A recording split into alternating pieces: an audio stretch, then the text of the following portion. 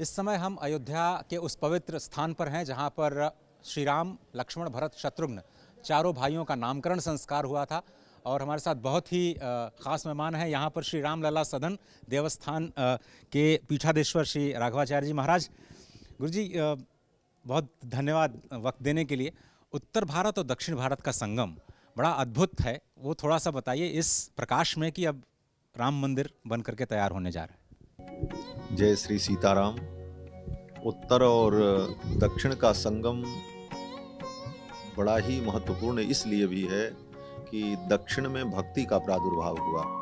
भागवत के महात्म्य में वेदव्यास जी लिखते हैं कि भक्ति महारानी जब नारद जी से मिली तो उन्होंने कहा कि उत्पन्ना द्रविणे साहम वृद्धिम कर्नाटके गता। मैं द्रविड़ देश में उत्पन्न हुई, कर्नाटक में मैं बड़ी हुई। क्वचिन क्वचिन महाराष्ट्रे गुर्जरे जीर्णताम गता। महाराष्ट्र में मेरा कहीं कहीं प्रचार हुआ, फिर गुजरात होते हुए भक्ति वृंदावन आई। तो भक्ति का प्रादुर्भाव दक्षिण भारत में, और भक्ति की किसकी जाती है? भगवान की जाती है। तो भगवान का प्रादुर्भाव उत्तर भारत में भगवान श्री कृष्ण, भगवान श्री राम का। तो उत्तर और दक्षिण का ये ऐसा सुंदर मिलाप है कि भक्ति के बिना भगवान अधूरे हैं और भगवान के बिना भक्ति अधूरी है। भक्ति की किसकी जाए? बोले भगवान की। और भगवान अगर हैं तो भगवान की भक्ति करना अनिवार्य है। इसलिए भक्ति और भगवान का ये समन्वय ही दक्षिण उत्तर का एकीकरण है। और इस दृष्टि से अयोध्या में ये रामलला सदन देवस्थान जो है, यहाँ पर भगवान श्री राम, लक्ष्मण, भरत, शत्रुघ्न चारों भाइयों का नामकरण संस्कार गुरुदेव वशिष्ठ ने आज से 9 लाख वर्ष पूर्व त्रेता युग में किया था। इसीलिए इस स्थान का नाम रामलला सदन है। रामलला उनका नामकरण यहीं हुआ।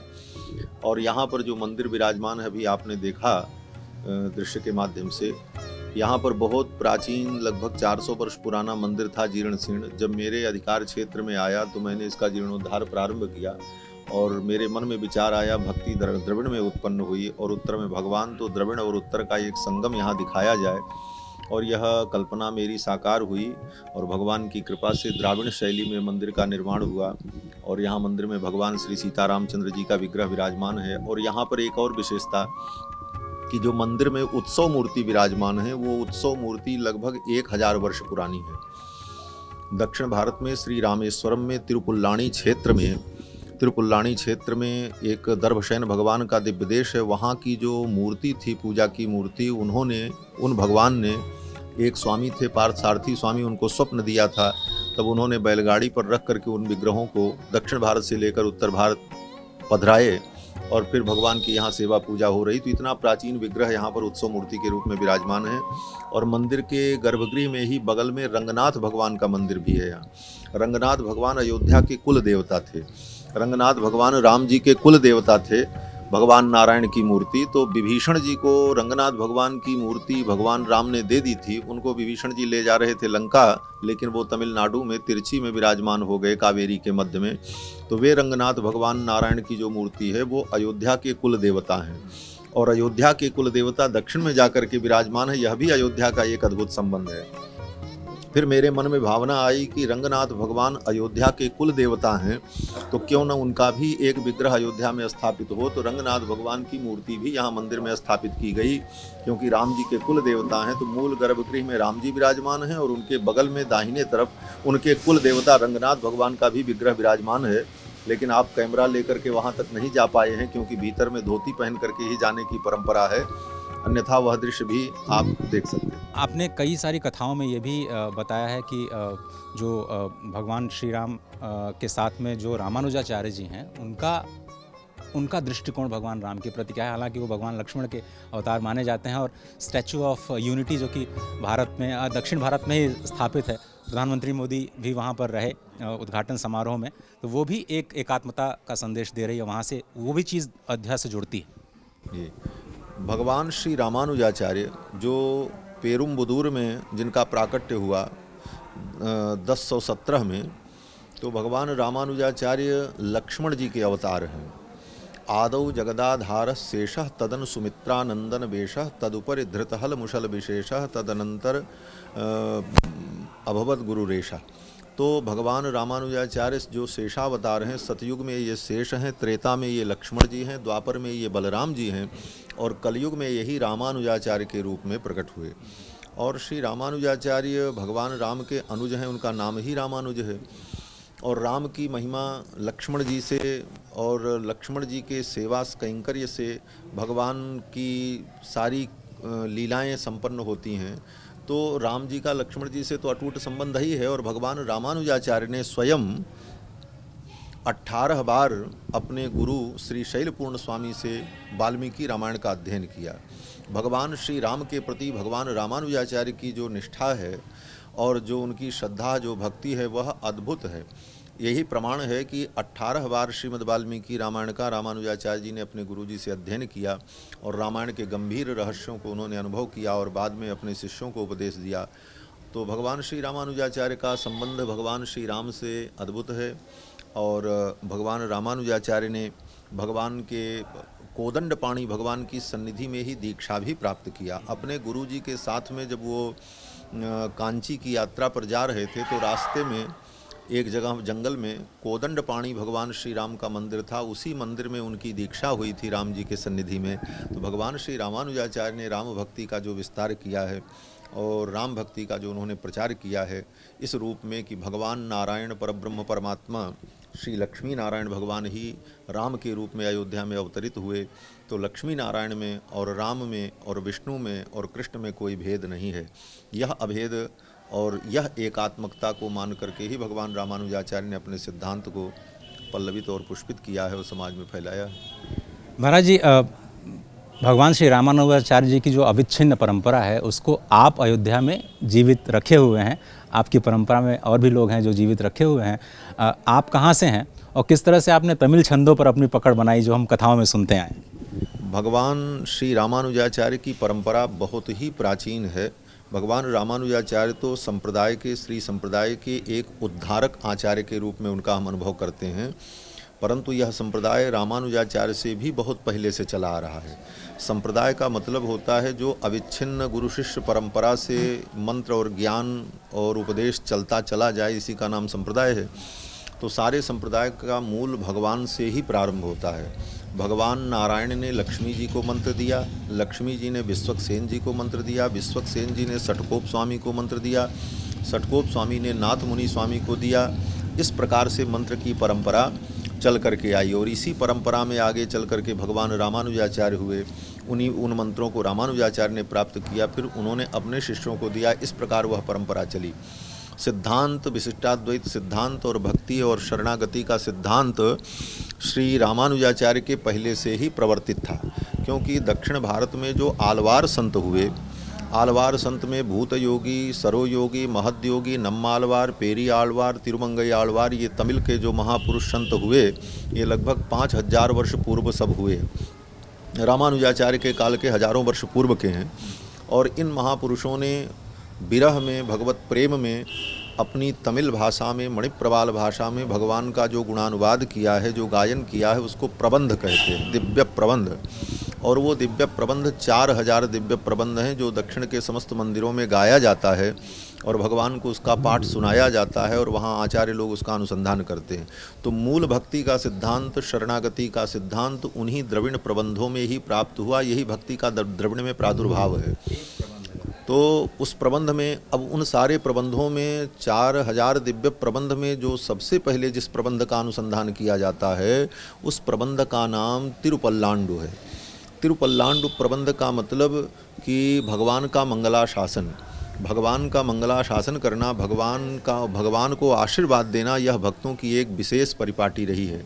तो हमारे श्री संप्रदाय में पेरी आलवार, पेरी माने बहुत बड़े आलवार, जिनको विष्णु चित्तालवार कहा जाता है, जो भगवान के ससुर भी हैं, उनकी बेटी गोदाम्बा का विवाह भगवान रंगनाथ से हुआ। तो पेरी आलवार ने अपने प्रबंध में भगवान का मंगलाशासन किया है, भगवान को आशीर्वाद दिया है। तो इस प्रबंध को दिव्य प्रबंध में द्राविड़ाम नाय में प्रणव के रूप में स्वीकार किया जाता। जैसे वेद मंत्र पढ़ने के पहले ओम का उच्चारण किया जाता है, उसी तरह द्राविड़ प्रबंध पढ़ने के पहले पल्लांडु प्रबंध ही पढ़ा जाता है, उसको प्रणव का स्वरूप मानते हैं।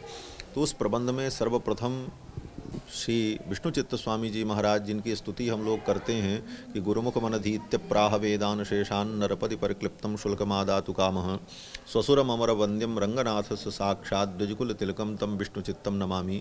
तो श्री विष्णुचित्त स्वामी भगवान का मंगलाशासन करते हैं। पल्लांडु पल्लांडु पल्लाई रत्तांडु पलकोटि नूराइरम मल्लांड तिन्नोल मणिमन्ना उन सेवड़ सेवितिरुक्कापो अडियो मोडुम निन्योडुम पिरविन्नयाइरम पल्लांडु।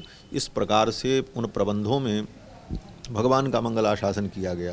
तो जो आलवार संत हमारे थे, उन आलवार संतों ने जो भक्ति का मार्ग बढ़ाया अपने द्राविड़ प्रबंध में, उसी भक्ति मार्ग को भगवान श्री रामानुजाचार्य ने 9 ग्रंथों का निर्माण करके श्री भाष्य, गीता भाष्य, वेदार्थ संग्रह, वेदांत दीप, वेदांत सार, गद्यत्रय, नित्य ग्रंथ, इन सारे ग्रंथों के माध्यम से 9 ग्रंथों का निर्माण करके उस भक्ति के सिद्धांत को सुव्यवस्थित करके उसको सुरक्षित किया, जिससे बाद के आचार्य लोग और विशेष करके जो तमिल से अनभिज्ञ हैं उत्तर भारत के लोग, वो संस्कृत के माध्यम से, देववाणी के माध्यम से भक्ति के उस सिद्धांत को समझ सकें। और वह परंपरा हजारों वर्ष से चल रही है। दक्षिण में रामानुज स्वामी की परंपरा का खूब विस्तार है और उत्तर भारत में भी रामानुज स्वामी की परंपरा में आगे चल करके जो श्री बरबर मुनि स्वामी जी महाराज हुए, जो रामानुज स्वामी के अपरावतार माने जाते हैं, उन बरबर मुनि स्वामी जी के 8 दिग्गज शिष्य जो हुए, उन 8 दिग्गज शिष्यों में श्री प्रतिवादि भयंकर स्वामी एक आचार्य हुए, जिनकी एक पवित्र परंपरा कांची में है। कांची में प्रतिवादि भयंकर मूलपीठ है। उसी परंपरा से संबद्ध हम सभी लोग हैं। और अयोध्या में भी रामानुज संप्रदाय का खूब विस्तार है।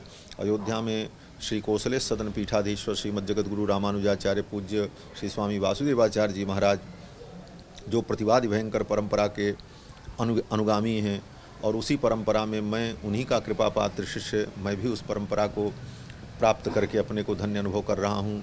और तोताद्री परंपरा का भी मठ है, तोताद्री मठ है। और गोवर्धन गद्दी की परंपरा के भी अयोध्या में मठ हैं, श्री वैकुंठनाथ स्थान इत्यादि। इस प्रकार से अयोध्या में लगभग सैकड़ों मठ मंदिर भगवान श्री रामानुजाचार्य की पवित्र परंपरा के कई गद्दियों से संबद्ध स्थान अयोध्या में हैं, जो रामानुज स्वामी के विशिष्टाद्वैत सिद्धांत को, भक्ति और प्रपत्ति के सिद्धांत को जन जन तक पहुंचाने का सतत प्रयास कर रहे हैं। ये दक्षिण उत्तर का संगम है और यह संप्रदाय ही दक्षिण से चल करके उत्तर आया है। अब हम यहाँ कहाँ तक आपको कहें कि भक्ति दक्षिण में उत्पन्न हुई, भगवान उत्तर में उत्पन्न हुए, आचार्य दक्षिण में उत्पन्न हुए रामानुजाचार्य, उन्होंने उस भक्ति को उत्तर तक प्रचारित किया।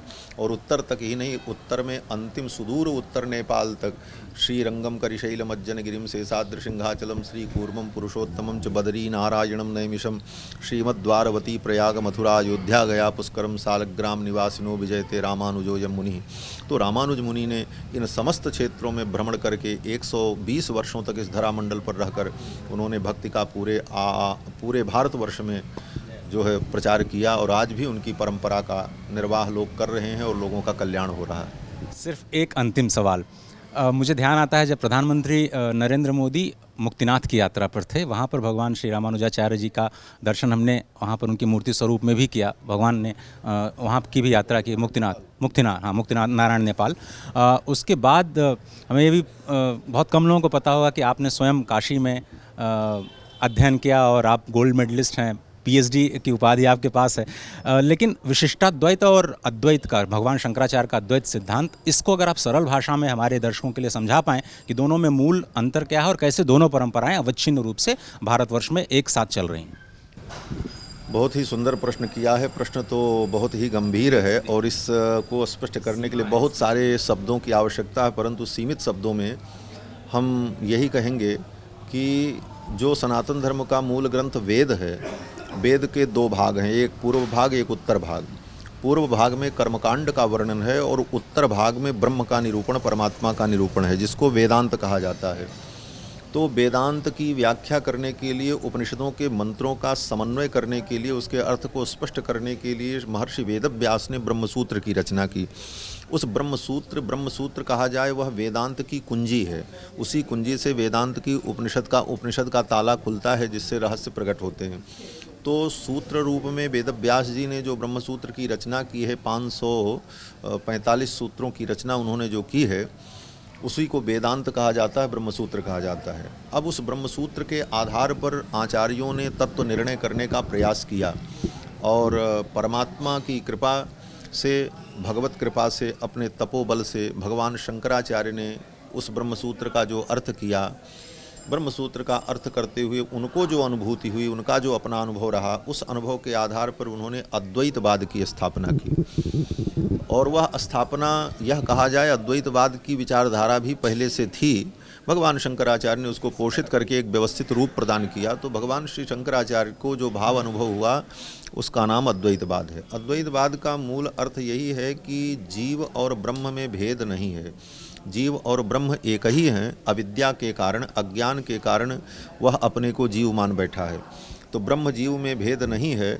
इस सिद्धांत को 4 महावाक्यों के द्वारा, तत्त्वमसि, अयमात्मा ब्रह्म, प्रज्ञानमानंदम ब्रह्म, अहम ब्रह्मास्मि, इन 4 महावाक्यों के द्वारा वेदांत के तात्पर्य को अद्वैत वेदांत में अनुभव किया जाता है।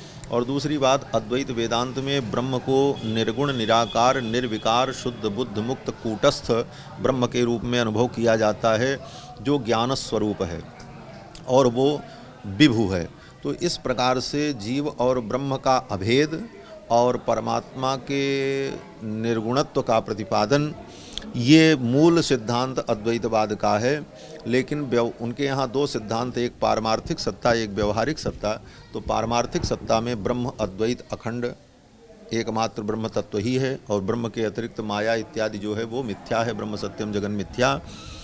लेकिन व्यवहार में जीव और ब्रह्म का भेद बना रहता है। व्यवहार में जीव ब्रह्म की उपासना करता है, आत्मोपासना ही उसको कही जाए, और विविध देवताओं की उपासना से सात्विकता को प्राप्त करके, ज्ञान को प्राप्त करके ब्रह्म भाव को प्राप्त होता है। यह सिद्धांत भगवान श्री शंकराचार्य ने अनुभव किया, और उनका जो अनुभव रहा उस अनुभव को उन्होंने लिपिबद्ध किया। परवर्ती आचार्यों ने उसका पोषण किया और उसको आगे बढ़ाया। यह परंपरा वेदांत की, भगवान शंकराचार्य की। और उनके पश्चात भगवान श्री रामानुजाचार्य जो प्रकट हुए, भगवान श्री रामानुजाचार्य का जो अनुभव रहा, उन्होंने पूर्वाचार्यों के मत को देखकर, श्री यामुनाचार्य नाथमुनि स्वामी जी के मत का अनुभव करके, और द्रविड़ के जो आलवार संत हुए उनकी सूक्तियों में जो उन्होंने अनुभव किया, उन सब अनुभव के आधार पर और भगवत कृपा से, भगवत प्रेरणा से उन्होंने विशिष्टाद्वैत सिद्धांत की स्थापना की। ब्रह्मसूत्र की व्याख्या में उन्होंने बोधायनाचार्य जो वेदव्यास के शिष्य थे, उनकी वृत्ति का अनुसरण करते हुए उन्होंने विशिष्टाद्वैतवाद सिद्धांत की स्थापना की। विशिष्टाद्वैत सिद्धांत में 3 तत्व स्वीकार किया गया, ब्रह्म तत्व, जीव तत्व, माया तत्व। और ये तीनों तत्व नित्य हैं। ब्रह्म भी नित्य है, जीव भी नित्य है, और माया भी नित्य है, जिसमें माया और जीव ये दोनों ब्रह्म के विशेषण हैं। ब्रह्म और जीव का विशेषण विशेष स्वभाव संबंध है। तो ब्रह्म, जीव और माया रूपी विशेषण से विशिष्ट है, इसलिए वो विशिष्टाद्वैत है। तो विशिष्टाद्वैत सिद्धांत में जीव और ब्रह्म और माया 3 तत्व को तत्वत्रय का सिद्धांत स्वीकार किया है। तत्वेन यच्चिदचिदीश्वर तत्स्वभाव भोगा पवर्ग तदुपाय गतिरुदारः संदर्शयन निर्मिमीत पुराण रत्नम तस्मै नमो मुनिवराय पराशराय। पराशर महर्षि ने वेदव्यास में, पराशर महर्षि ने विष्णु पुराण में इन 3 तत्वों का जो वर्णन किया है, यह सब पौराणिक विषयों को लेकर, वैदिक सिद्धांत को लेकर तत्वत्रय का सिद्धांत भगवान श्री रामानुजाचार्य ने स्थापित किया। इसी का नाम विशिष्टाद्वैत है।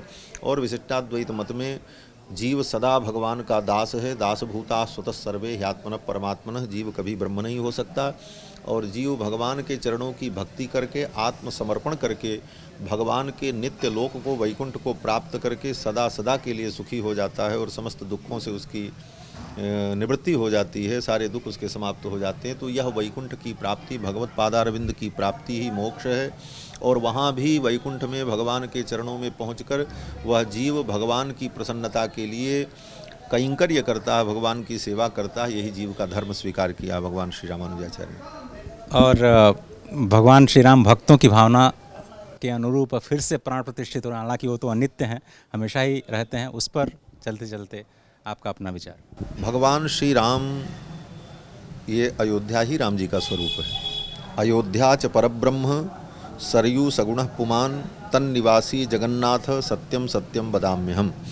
तो ये अयोध्या ही ब्रह्म का स्वरूप है, और सरयू जी सगुण ब्रह्म हैं, और यहाँ रहने वाले जितने प्राणी हैं सब जगन्नाथ के स्वरूप हैं।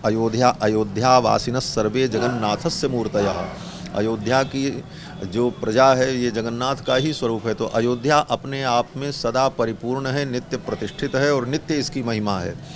हाँ, कालखंड में ऐसी सारी स्थितियां सृजित हुई कि भगवान श्री राम का जो प्राकट्य स्थल है, जहाँ पर भगवान प्रकट हुए, जिसको हम राम जन्मभूमि कहते हैं जी, तत्वतः भगवान का जन्म नहीं हुआ, भगवान जन्म और मरण से परे हैं।